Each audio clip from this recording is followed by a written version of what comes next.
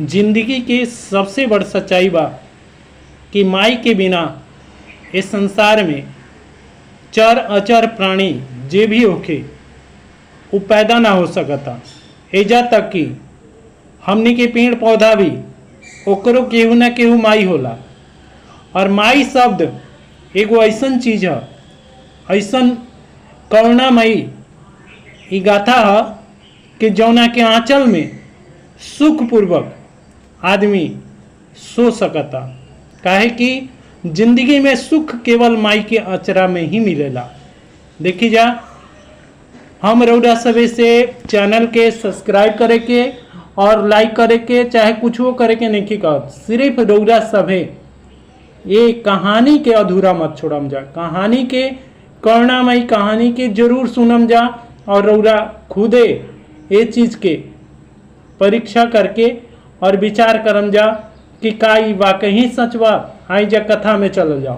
कथा देखी जा, कथा लिखल बा माई तोहार आचरा, यानी कि माई के आचरा। तो माई के आचरा के कहानी ऐसे बा कि एगो गांव में खूब धनाढ़ व्यक्ति रहन। पति पत्नी दोनों भगवान शिव के परम भक्त रहन जा। नित्य प्रति शिवालय में जा और जा माई के यानी कि पार्वती माई के और भगवान के बहुत सुंदर मूर्ति बना रहे शिव जी के। और शिव जी के गोदी में गणेश जी और माता पार्वती के गोदी में कार्तिकेय जी, सामने नंदी जी, सब के वो पूरा परिवार वो मंदिर में विराजमान रहे। और वहन जना पूरा तन मन धन से वो धनाढ़ व्यक्ति पूजा करस। उनका एक चीज के गलानी रहे और रोज वो भगवान से यह मनावस कि हे प्रभु हमरा खातिर एगो संतान दे देता तो हमार जीवन यापन यानी कि जीवन के जितना मनोकामना बा वो सब पूर्ण हो जाए। देखी जा भगवान शिव के का लीला बा, ये चीज के केहू ना कबो ना जानल। कब कौन लीला रची हैं ये चीज के जानकारी लेवे खातिर भगवान के भक्त बने के पड़ी। और रउरा सभे के बता दी कि ई जौन भगवान की लीला बा ये अपरंपार बा। शिव जी के एक दिन का भइल कि बहुत अंधेरिया घेर लेलस। बारिश के मौसम, चारों तरफ से बादल घिरले रहे और वही बादल में देखी जा आकाश से बिजली चमकत रहे, गड़गड़ाहट घनाघोर रहे। और आकाश के बिजली में ही एहन जना दोनों मर्द मेहरारू थरिया सजवलन जा पूजा के और चल गेलन जा शिवालय में पूजा करे। पुजेरी जी ओ दिना बीमार रहन, यह चलते दोनों प्राणी पहुँच के शिव जी के जलाभिषेक करके बहुत धूमधाम से पूजा पाठ कैलन जा। पूजा पाठ करके और भगवान के आराधना कैलन जा कि हे प्रभु हमार मनोकामना पूर्ण करी, जौना से हम संतान के मुँह देख सकी। और दोनों प्राणी शिवलिंग के सामने खूब फूट फूट के रोए लगलन जा। वो दिन के दृश्य देख के भगवान शिव माता पार्वती के आँख से भी आंसू गिर गए और दोनों जना देखते देखते प्रकट हो गए जा। सेठ सेठानी जब देख ली जा तो प्रभु के चरण पकड़ ले ली जा, कली जा कि हे प्रभु रौरा सिर्फ हमनी के संतान दे दी और सब चीज़ रौरा दिले बनी, सिर्फ एगो संतान सुख नहीं की दिले। ये पर शिव जी और माता पार्वती दोनों जना एक दूसरा के देखे लगलन जा। माता पार्वती कली की देखी प्रभु ई राउर अनन्य भक्त बाणे और राउर अनन्य भक्त के कबो दुख होके ई रौरा सह ना सकतनी, काहे कि राउर नामे ह भोला दानी, रौरा दानी है सबके, ये चलते रौरा इनकरो अरमान पूरा कर दी। वो कहले कि हे पार्वती यहन जना के तक किस्मते में संतान नहीं के, भला हम कैसे संतान दे दी। तब वो कहली जा कि हे प्रभु बेशक एक दिन खातिर हमनी के संतान के मुख दिखा दी, हमनी के संतान के मुख देख लेम जा तो हमनी के ई शरीर छोड़े में कोनो हमनी के दिक्कत ना हुई, नहीं तो हमनी के आत्मा भी तरसत रही और आत्मा भटकत रही संतान प्राप्ति खातिर। हे प्रभु ऐसन हमनी के याचना बा। ये पर भगवान के कहला से माता पार्वती फिर करुणामयी भगवान शिव के आगे हाथ जोड़ के कली कि हे प्रभु राउर अगर भक्त दुखी रही तो रौरा के भगवान के कही, रौरा भगवान है, रौरा तो समय के बदल सकतनी, रौरा प्रावध के बदल सकतनी, सब चीज कर सकतनी और एगो संतान न दे सकतनी। तब वो कलें कि हे सेठ और हे सेठानी, तोहन जाने के मृत्यु जब तोहन जाने के संतान हुई तो संग ही हो जाई। हाँ अतना हम घड़ी के रोक सकतनी कि तोहन जाना संतान के मुख देख के ही मरब जा। ये तरह करके वहन जाना कलन जा कि हमनी के मंजूर बा। हे प्रभु कम से कम संतान के हमनी के मुख देख लेम जा, तब हमनी के कोनो चीज़ के गलानी ना रही और हमनी के मृत्यु के गले लगा लेम जा। और ये तरह करके प्रभु अंतर ध्यान हो गए और फिर जोर से आंधी तूफान चलल और ये तरह करके ओइजा ले यहाँ जना सेठ सेठानी भगवान की पूजा करके और चल गए जा अपना अपना घरे। ठीक साल बीतल और 9वां महीना में वो जौन सेठानी रही वो गर्भवती भैली और एगो पुत्र रत्न के प्राप्ति भइल। पुत्र रत्न के प्राप्ति भइल।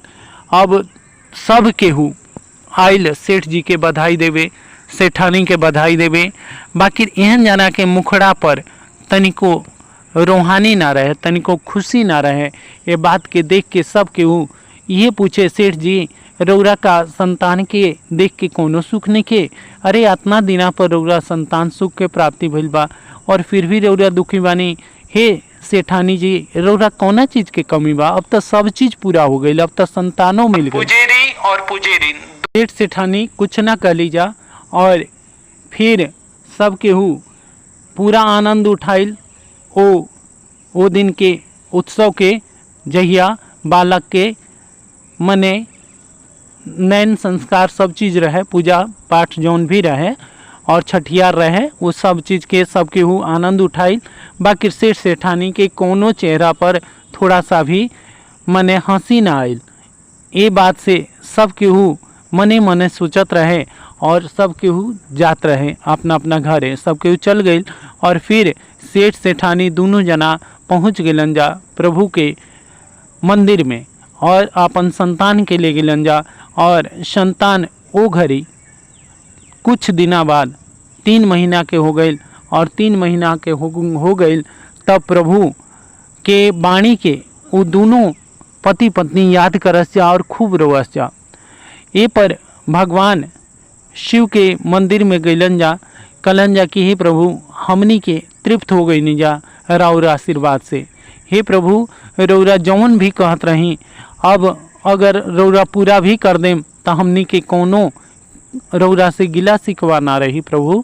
और ये तरह करके फिर से उहे आंधी तूफान आयल और जोर से मंदिर के भूकंप के तरह मंदिर हिलल और ऊपर से जवन परकोटा पर से एगो बहुत बड़ पत्थर दोनों मियाँ बीवी पर गिरल और दोनों पति पत्नी वही जे दरे पर साफ हो गलन जा।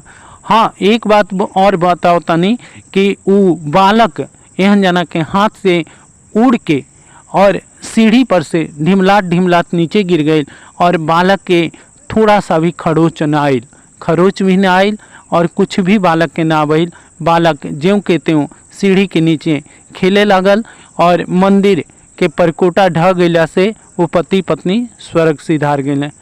देखी जा स्वर्ग सिधार गए, ये बात के हम रौरा सब के बाद में बताए। अब एजा जब सब केहू जब गड़गड़ाहट सुनलस तो सब केहू अपन घर छोड़ के दौड़ल मंदिर के तरफ जाके देखलस। तब मंदिर के परकोटा गिरला से मंदिर ओइजे धंस गए रहे और धंसला के मारे ओइजा ई ना दिखाई दिलस कि सेठ सेठानी कहाँ गई जा। और ये तरह करके वो बच्चा सीधे सीढ़ी के लगे सबके मिलल, सब केहू उठौलस और सब केहू कहे लागल ई तो सेठ सेठानी के लइका हा। और ये तरह करके पुजेरी अइले, सब केहू आइल, गांव के और बड़ बुजुर्ग लोग अइलन जा, कलन जा कि पता ना का भइल, सेठ सेठानी कहाँ गइलन जा। सब केहू खोजलस, पूरा रात खोजलस, सब केहू जंगल जंगलात सब केहू कहीं खोजलस, कहीं भी सेठ सेठानी ना मिलने, जौना के चलते वहन जना अब पुजेरी से कलन जा कि हे पुजेरी जी, रौरे बताई कि अब का कइल जाओ, ई बच्चा के पालन के करी। तब पुजेरी जी कहलें कि देखी जा, हम तो गरीब आदमी बानी, बाकी फिर भी हम निसंतान बानी, और हम चाहतनी कि बालक हमरा के दे दीजा, हम जतने होई उतने हम एकर सेवा करम और एकरा के पालन पोषण करम। ये तरीकर के वो बालक के वो ले लें पुजेरी जी और पुजेरिन, और दोनों ओकर पालन पोषण करे लगलन जा। और वो भगवान शिव के बहुत परम भक्त बनल। वो बच्चा के नाम रखाइल भोला, और भोला नित्य प्रति भगवान के आराधना करे, भगवान के भजन कीर्तन सब चीज़ करे। इतना सुंदर वो बोले, इतना सुंदर वो भजन करे कि सबके आँख में आंसू आ जाए। और माई के विशेष कृपा रहे माता पार्वती के। माता पार्वती जब ओकर भजन सुनस तो आँख में से आंसू आ जाए। और रोज नित्य प्रति ये बेचारा जौन भी प्रसाद वो मंदिर में चढ़त रहे, वो प्रसाद काहे कि गांव के मंदिर रहे, गांव के मंदिर में जानते बानी जा कि ज़्यादा प्रसाद वरसाद ना चढ़ेला, जौने थोड़ा बहुत हो के वो तीनों प्राणी खा के और रात में सूत जा।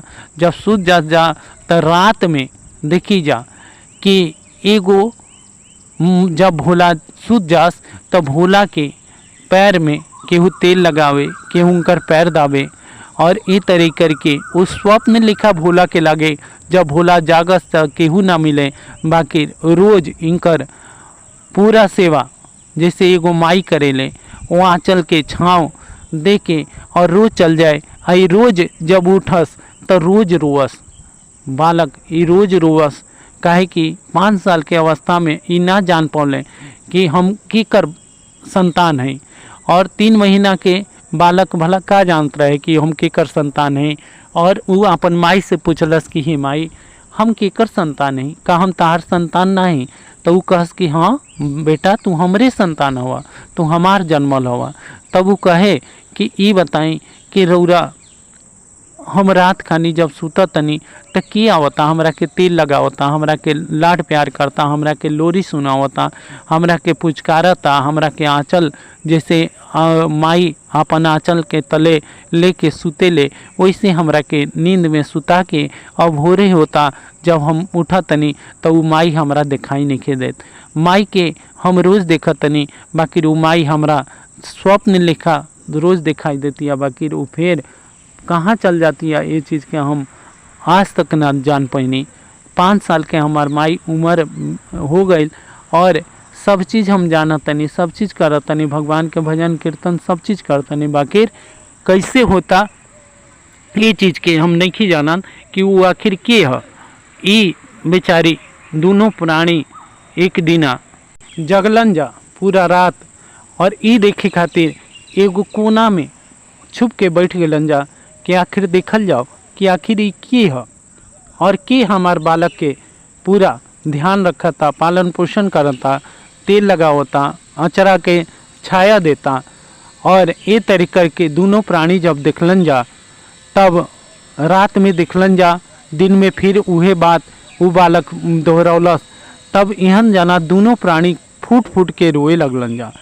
अब फूट फूट के रोए लगलन जा तब वो बालक पूछलस कि हे माई, हे बाबूजी, ए रौरा काहे रोवतनी, रौरा आखिर का देखनी है? तब वो कहले कि ये बेटा हम का बताई, हम जौन बतावल चाहतनी वो सत्य भी नहीं खे और असत्य भी नहीं खे, और इस शिव जी के का महिमा बा, का कृपा बा, ये चीज़ के हम नहीं जानत। तब वो कहले कि रौरा सब घटना हमरा के बताई। वो 5 साल के बच्चा जैसे ध्रुव रहन ठीक वही तरह इनकर भी पूरा भक्तिमयी ई संतान रहन। और भोला कहले कि हे बाबूजी, रौरा पूरा बात बताई कि हम आखिर केकर संतान हैं। तब वो पूरा कहानी शुरू से अंत तक कि सेठ जी के तू बालक हवा, और सेठ जी के बालक हवा, और तहार पालन पोषण हमनी के करतन जा। तार माई बाबू कहाँ चल गए आज तक पूरा गांव ना जान पौलस। और फिर हमनी के रात में जब जगनी जा तब हमनी के का देखनी जा कि सेठ सेठानी दोनों जानी आवत तरी जा और तहार सेवा करे तरी जा, तारा के लाड प्यार सब चीज़ करत तरी जा। और फिर कहाँ चल जाते रही जा ये चीज़ के हमनी के ना देख पौनी जा। हमनी के निकल के चारों तरफ देखनी जा बाकी वो ना मिलन जा। हे भगवान ये तरह करके वो बालक खूब रोवल, कहता कि का हम तहार संतान ना है, हे माई तू ये कैसे कह दिलू। तब वो कली कि हे बालक, हे भोला, तू वाकई हमार संतान ना हुआ, तू सेठ सेठानी के संतान हुआ। बाकी हमारा संतान ना होखला के चलते हम गांव वालन से मांग के और हम तहार पालन पोषण कैनी, ये चलते हम कैसे कहीं कि तू हमार संतान हुआ। हाँ, हम तारा के यशोदा मैया लेखा पालन पोषण में कोनो कमी कैले होखी तई बतावा। तब ऊपर वो लड़का जौन रहे भोला वो कलश की हे माई तू ही हमार माई हो, तू ही हमार जन्मदाता हो। ये कहानी तोहन जानी काहे बना के कहते जा, अगर तोहन जानी के दुख बा कोनो तकलीफ बा तो हमरा के बतावा जा। हम कल शिव जी से बात करम और शिव जी से पूछम कि ऐसे काहे भइल। ये तरह करके वो तीनों प्राणी खूब जोर जोर से रोए लगलन जा, जोर जोर से रोए लगलन जा। ये पर शिव जी के आसन डोले लगल। माता पार्वती उठ के खड़ा हो गई, कले कि हे प्रभु आज आसन राउर काहे डोलता। तब ऊपर माता पार्वती के कहला से भोले शंकर अपन आँख खोल लें, कले कि हे पार्वती आज भोला रोवत रहे और संगे संगे पुजेरी और पुजेरी तीनों जना रोवत जा। ये चलते हमारा आसन डोलता और हमनी के आज जाय के पड़ी। तब वो कली कहाँ, तब वही जे भगवान कले कि वही मंदिर में जहाँ मंदिर में भोला रोवता और प्रभु पहुँच गए माई जगदम्बा के संगे। माई जगदम्बा और भोला के आगे भगवान शिव खड़ा हो गए और इन्हें तीनों प्राणी भोला और पुजेरी और पुजेरी खड़ा हो गई जा और देख के ये बात के पूरा तसल्ली करे लगली जा कि आखिर भगवान वाकई भगवान हमें करुणामय भगवान आज कैसे प्रकट हो गए। और जाके चरण स्पर्श कैलन जा और भोला के भी कहने कि हे प्रभु रौरा बताई हम चरण छुअल चाहतनी। और ये तरह करके चरण छुअलें और चरण छुअला के बाद में भोला के दिखते दिखते आँख में आंसू आ गए। प्रभु से कहले कि हे प्रभु जौन हमार माई बाबू बतावत ने का वाकई ये बात सत्य बा, का ये वाकई हम इहन जना के पुत्र ना हैं, हम सेठ सेठानी के पुत्र हैं। तब वो कहले कि हाँ हे भोला तहार जन्म सेठ सेठानी के घर में भइल बा, सेठ सेठानी के तू पुत्र हुआ। और उस दिना भूकंप आई रहे और जौना के चलते तहार माई बाबू धरती में समा गए। और तब भोला चिल्लाए लगले, कहले कि हे प्रभु अगर हम इहन जना के संतान न हैं तो हमारा असली माई बाबू के एक बार दर्शन कराएं। तब भोला के कहला से भगवान शिव देखते देखते फिर से धरती फाटल, वही जे जहाँ ये धरती के नीचे उगई रहन जा, धरती फाटल, धरती में से निकलने और देखते देखते सेठ सेठानी बाहर अलन जा, पुत्र के देख के खूब रोवलन जा और पुजेरी भी बहुत रोवलन जा। ये पर भगवान शिव कहले कि देखा भोला आज ऐसन कभी भी ना भई रहे, बाकी आज ये हम बताओ तनी कि तहार एगो बाप ना दूगो बाप, एगो माई ना दूगो माई, और तू दूगो माई के आंचल के छाँव में रहबा, ये हमार वरदान बा। और जब तक हमार भक्ति करत रहबा, जब तक इस संसार में रहबा, तहार माई बाबू तारा से कभी दूर ना हुई है और तू अपन माई बाबू के सामने रहबा। ये तरह करके भगवान भोलेनाथ और माता पार्वती अपना अपना धाम में चल गई ले जा कैलाश पर्वत। और भोला अब दूगो माई के आंचरा में सुख पावे लगले, 2 गो पिता के प्यार पावे लगले। हर हर महादेव, जय शिव गुरु, जय गणपति भगवान। ये कथा रउरा सभी के कैसन लागल शुरू से अंत तक तो सुननी जा, जरूर कमेंट बॉक्स में हर हर महादेव लिख के बताइम जा। अगर हो सकी तो रउरा सभी चैनल के सब्सक्राइब कर देम जा, और नहीं तो रउरा सभी के मर्जी। जय शिव शंकर, जय भोलेनाथ।